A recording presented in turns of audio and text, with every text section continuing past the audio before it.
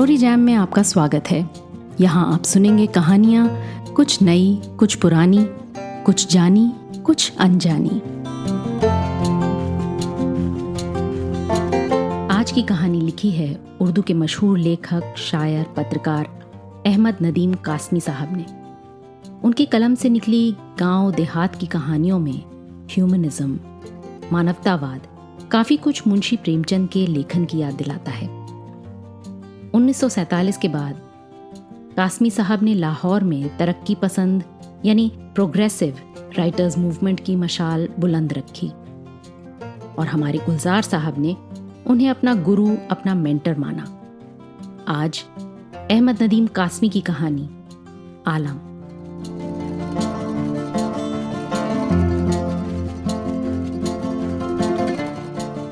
अम्मा अभी दही बिलो रही थीं कि वो मिट्टी का प्याला लिए आ निकली।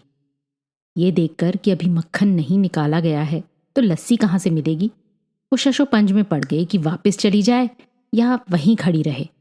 बैठ जाओ आला, अम्मा ने कहा। अभी देती हूँ। कैसी हो?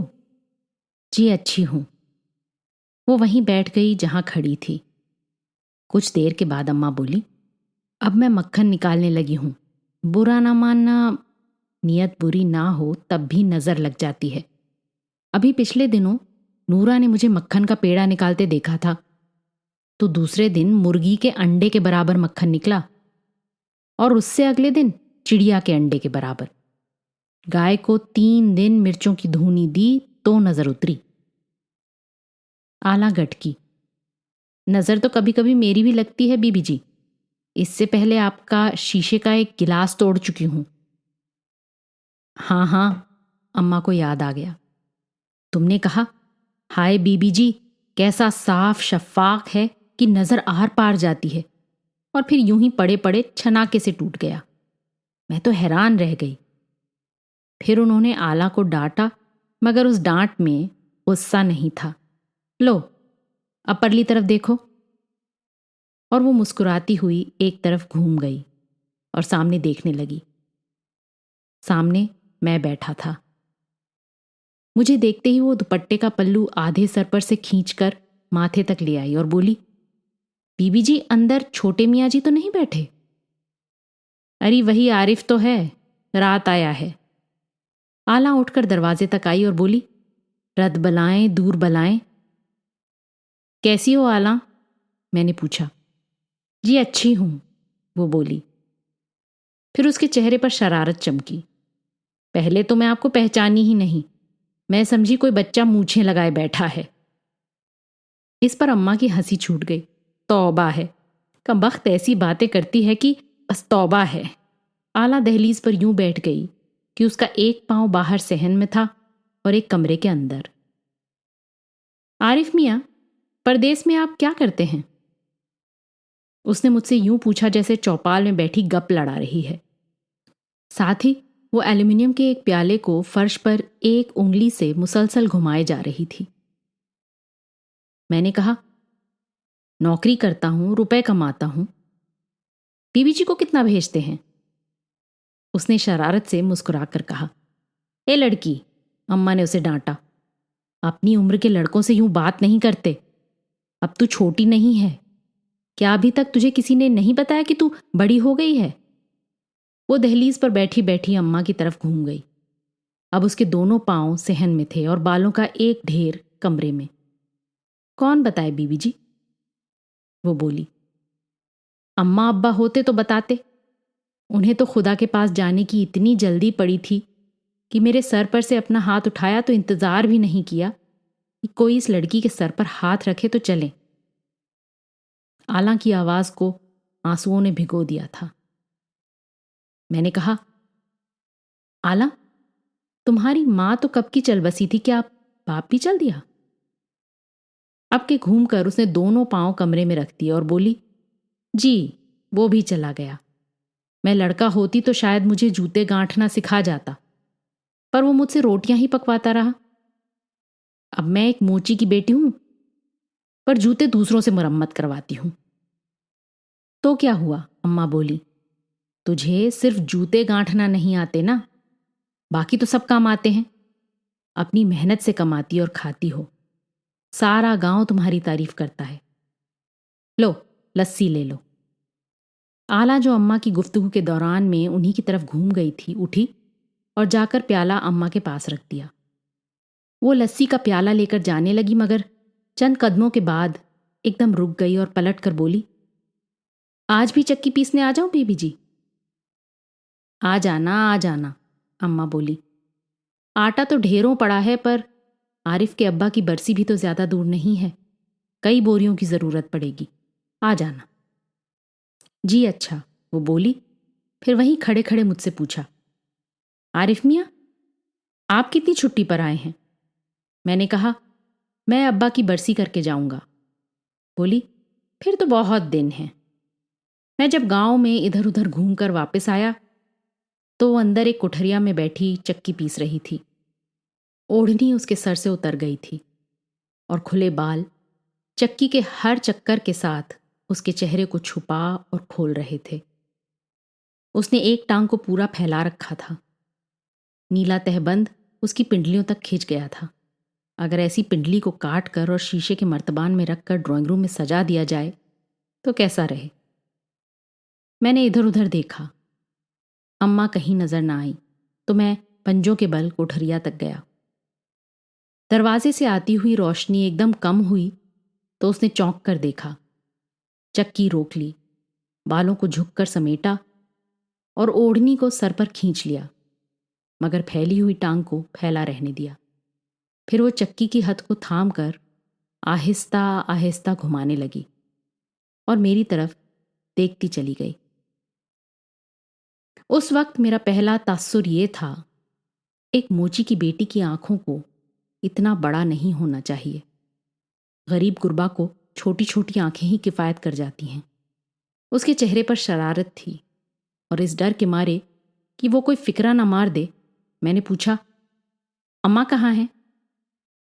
وہ بولی، تو کیا آپ بی بی جی کو دیکھنے یہاں تک آئے تھے؟ تو کیا تمہیں دیکھنے آیا تھا؟ مجھے حملے کا موقع مل گیا۔ اس نے بس اتنا کیا کہ ٹانگ سمیٹی اور پھر پھیلا دی۔ پھر وہ کچھ کہنے ہی لگی تھی کہ میں نے پھر پوچھا، اماں کہاں ہیں؟ یہیں حویلی میں ہیں، اس نے کہا، آپ کے چچا کی بیٹی بیمار ہے، انہیں دیکھنے گئی ہیں۔ میں نے کہا، یہ جو تم پسائی کر رہی ہو اس کی کتنی اجرت لوگی؟ 2 دن کا آٹا تو مل ہی جائے گا۔ اس کے لہجے میں کاٹ سی تھی، نہ جانے طنز کر رہی تھی یا اس کا لہجہ ایسا تھا۔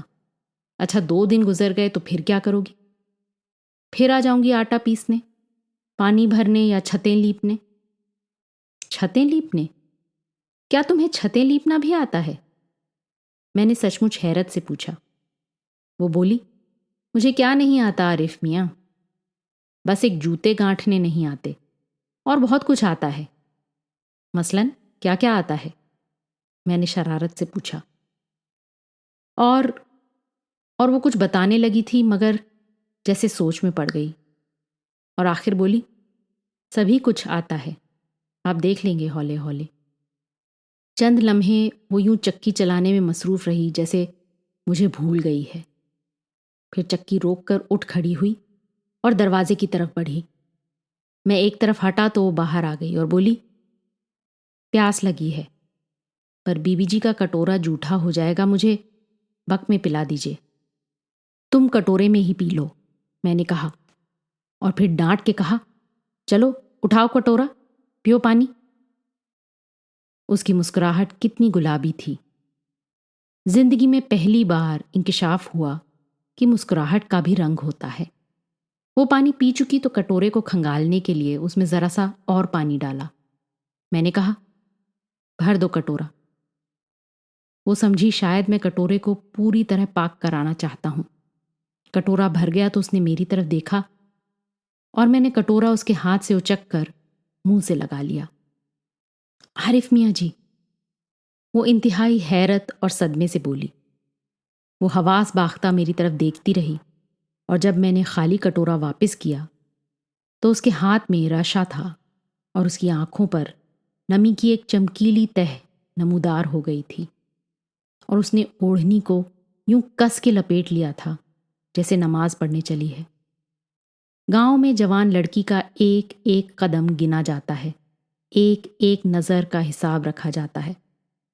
بہت سے دوست بیٹھے تھے، لڑکیوں کا ذکر ہو رہا تھا، فلاں فلاں کے ساتھ۔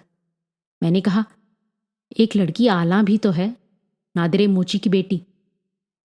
اس پر سب ہنسنے لگے۔ وہ، انہوں نے کہا، وہ کسی کام کی نہیں ہے، گھر گھر میں کام کرتی پھرتی ہے، روپیہ کما رہی ہے، خوبصورت ہے پر نکمی ہے۔ ایک بار بیگو مچھیل نے چھیڑا تو بولی، میں موچی کی بیٹی ہوں، کھال اتار لیتی ہوں۔ بیگو کو اتنی شرم آئی کہ سیدھا نائی کے پاس گیا اور مونچھوں کی نوکیں کٹوا دی۔ سب ہنسنے لگے اور دیر تک ہنستے رہے۔ میں نے کہا، اگر وہ اتنی محنتی لڑکی ہے تو اس کی عزت کرنی چاہیے۔ ایک بولا، وہ عزت بھی تو نہیں کرنے دیتی۔ اس پر سب کو ایک بار پھر ہنسی کا دورہ پڑا۔ دوسرا بولا، تمہارے ہاں تو کام کاج کرتی ہے، کبھی اس کی عزت کر کے دیکھو، کھال اتار لے گی۔ وہ پھر ہنسنے لگے اور مجھے ان کی ہنسی میں شریک ہونا پڑا، مگر مجھ سے اپنی ہنسی کی آواز پہچانی ہی نہیں گئی، بالکل ٹین کے خالی کنستر میں کنکر بجنے کی آواز۔ میں گھر واپس آیا تو دروازے سے نکل رہی تھی، چہرہ بالکل تپا ہوا تھا، آنکھیں بھی سرخ ہو رہی تھیں۔ میں چونکا اور پوچھا، کیا بات ہے آلاں، تم روتی رہی ہو؟ وہ ہنسنے لگی اور ہنسی کے وقفے میں بولی، روئیں میرے دشمن، میں کیوں روں؟ میں تو مرچیں کوٹتی رہی ہوں عارف میاں۔ تم مرچیں بھی کوٹ لیتی ہو؟ میں نے پوچھا، کوئی ایسا کام بھی ہے جو تمہیں کرنا نہ آتا ہو؟ تم اتنے بہت سے کام کیوں کرتی ہو آلاں؟ وہ بولی، روپیہ کما رہی ہوں۔ آپ تو جانتے ہیں، روپیے والے لوگ غریب لڑکیوں کو خرید لیتے ہیں۔ میرے پاس روپیہ ہوگا تو مجھ پر نظر اٹھانے کی کسی کی مجال نہیں ہوگی۔ ہے کسی کی مجال؟ پھر وہ میرے قریب آ کر سرگوشی میں بولی، میں نے آپ کے کرتے کے لیے ململ خریدی ہے، اس پر بیل بوٹے کاٹ رہی ہوں۔ یہ غلط بات ہے، میں نے کہا، تمہاری محنت سے کمائے ہوئے پیسے سے خریدا ہوا کرتا مجھے کاٹے گا، میں کسی کو بتاؤں گی تھوڑی۔ وہ بولی، آپ بھی نہ بتائیے گا، پھر نہیں کاٹے گا۔ وہ گٹکی، پھر ایک دم گھبرا گئی، ہائے میں مر جاؤں، کہیں بی بی جی تو نہیں سن رہی؟ بی بی جی کے لفظ پر میرے جسم میں بھی سنسنی دوڑ گئی۔ اندر جھانکا تو صحن خالی تھا، پلٹ کر دیکھا تو وہ جا چکی تھی۔ ٹھیک ہے، میں نے سوچا، اچھی لڑکی ہے، پیاری بھی ہے، شوخ بھی ہے، سب کچھ ہے، مگر آخر موچی کی لڑکی ہے اور خاندان کے بزرگ کہہ گئے ہیں کہ بلندی پر کھڑے ہو کر گہرے گڈھے میں جھانکنا نہیں چاہیے، ورنہ آدمی گر جاتا ہے۔ ابا کی برسی کے روز ہمارے ہاں پورا گاؤں جمع تھا، مگر اس ہجوم میں بھی آلا کی دوڑ بھاگ نمایاں تھی۔ وہ فرکنی کی طرح گھومتی پھر رہی تھی، یا معلوم ہوتا تھا جیسے کہ اگر یہ لڑکی اس ہجوم سے نکل گئی تو برسی کی ساری تنظیم بگڑ جائے گی۔ وہ بالکل برمے کی طرح ہجوم میں سے راستہ بناتی ہوئی پار ہو جاتی اور پلٹ کر گڑاپ سے امی کے کمرے میں گھس کر کواڑ دھڑ سے بند کر دیتی۔ وہاں سے ہدایت لے کر وہ پھر باہر نکلتی اور پھر ہجوم میں برما لگا دیتی۔ عشاء کی اذان تک سارا گاؤں کھانا کھا چکا تھا، خالی دیگیں ایک طرف سمیٹ دی گئی تھیں، نائی، دھوبی، میراسی، موچی سب فارغ کر دیے گئے تھے۔ دن بھر کے ہنگامے کے بعد ایک بہت بھاری سناٹا گھر پر ٹوٹ پڑا تھا۔ آخری مہمان کو رخصت کر کے جب میں امی کے کمرے میں آیا تو مجھے یقین تھا کہ آلاں بیٹھی اماں کے بازو اور پنڈلیاں دبا رہی ہوگی، مگر اماں تو اکیلی بیٹھی تھیں۔ زندگی میں شاید پہلی بار امی کا لحاظ کیے بغیر میں ان سے پوچھ بیٹھا، آلاں کہاں ہے؟ مگر امی اس سوال سے بالکل نہیں چونکیں، بولی، وہ لڑکی ہیرا ہے بیٹا، پالک ہیرا۔ آج تو وہ میری آنکھیں، میری بازو، میرا سب کچھ تھی۔ دن بھر کی تھکی ماندی تو تھی ہی، کھانے بیٹھی تو دو چار نوالوں کے بعد جی بھر گیا۔ اٹھ کر جانے لگی تو میں نے اسے روکا، اس کی دیگچی کو چاولوں سے بھرا اور اسے لے جانے کو کہا تو وہ بولی، یہ چاول تو مجھے عارف میاں دیتے ہوئے بھلے لگتے، اوروں کو رخصت کرتے رہے، پر انہوں نے مجھے تو پوچھا ہی نہیں، میں نہیں لے جاتی۔ اس نے یہ بات ہنسی میں کہی، پر اس نے ٹھیک کہا بیٹا، اندر کا سارا کام اسی نے سنبھالے رکھا، تم تو سب کو رخصت کر ہی رہے تھے، اسے بھی رخصت کر دیتے۔ ویسے تو ہنستی ہوئی چلی گئی، پر اسے ہنسنے کی عادت ہے، اور بیٹا جن لوگوں کو ہنسنے کی عادت ہوتی ہے نا، انہیں جب بھی رونا ہوتا ہے تو وہ ہنسنے لگتے ہیں، جب وہ ہنستے ہیں تو اندر سے رو رہے ہوتے ہیں۔ تم نے ایک موچن سمجھ کر آلہ کی عزت نہ کی، حالانکہ آلہ کا اپنا مان ہے، اس کا یہ مان قائم رکھو بیٹا، اور چاولوں کی یہ دیگچی اسے دے آؤ، تھوڑی دیر پہلے گئی ہے، سوئی نہیں ہوگی، پھر کل صبح تم جا بھی رہے ہو، وہ کیا یاد کرے گی تمہیں، جاؤ۔ آلہ اپنے گھروندے کے دروازے کے پاس چارپائی پر لیٹی ہوئی تھی، میں نے پاس جا کر اسے آہستہ سے پکارا تو وہ تڑپ کر یوں کھڑی ہو گئی جیسے اس کے قریب کوئی گولا پھٹا ہے۔ عارف میاں جی، وہ بولی، چاول دینے آئے ہوں گے۔ میں نے کہا، ہاں چاول ہی دینے آیا ہوں، لائیے۔ اس نے ہاتھ بڑھائے۔ بی بی جی نے بتایا ہوگا میں نے کیا کہا تھا، وہ ہنسنے لگی۔ ہاں بتایا ہے، میں نے کہا۔ دیگچی لے کر اس نے چارپائی پر رکھ دی اور بولی، وہاں گھر میں دیتے تو زیادہ اچھا لگتا، ویسے اب بھی اچھا لگ رہا ہے۔ کچھ سمجھ میں نہیں آ رہا تھا کہ کیا کہوں، آخر ایک بات سوجھی، میں کل واپس جا رہا ہوں۔ وہ مجھے معلوم ہے، آلہ بولی۔ معلوم تھا تو وہاں گھر میں ذرا دیر رک جاتی، میں نے کہا۔ وہ بولی، آپ کے کرتے کا آخری ٹانکا باقی تھا، وہ آ کے لگایا ہے، بکسے میں اس کرتے کی جگہ تو ہوگی نا؟ اور ہاں، صبح آپ کا بکسا اٹھا کر بسوں کے اڈے پر مجھے ہی تو پہنچانا ہے، بی بی جی نے کہا تھا۔ میں نے کہا، تم کیا کچھ کر لیتی ہو آلہ، چکی تم پیس لیتی ہو، چھتیں تم لیپ لیتی ہو، مرچیں تم کوٹ لیتی ہو، کنویں سے 2-2 3-3 گھڑے تم پانی بھر کے لے آتی ہو، پورے گھر کا کام تم سنبھال لیتی ہو، کرتے تم کاٹ لیتی ہو، بوجھ تم اٹھا لیتی ہو، تم کس مٹی کی بنی ہو آلہ؟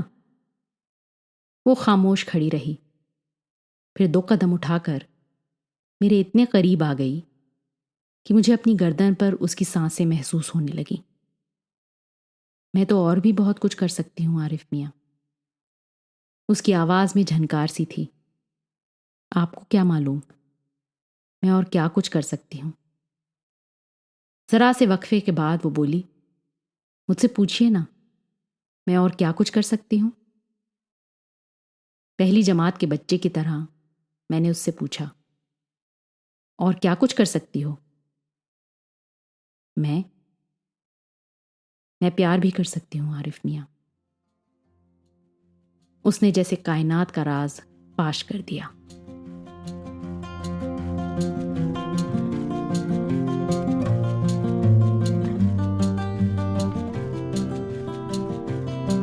آج کی کہانی آپ کو کیسی لگی اپنے کامنٹس ضرور لکھیے گا، ساتھ ہی سبسکرائب کیجیے گا۔ آپ کے فیملی اور فرینڈز میں آپ جیسے ہی کہانیوں کے شوقین قدردان اور ہیں، انہیں یہ کہانی واٹس ایپ پر فارورڈ کریں۔ اگلی بار پھر ملیں گے ایک اور کہانی، لیکھ یا کویتا کے ساتھ۔ تب تک الوداع۔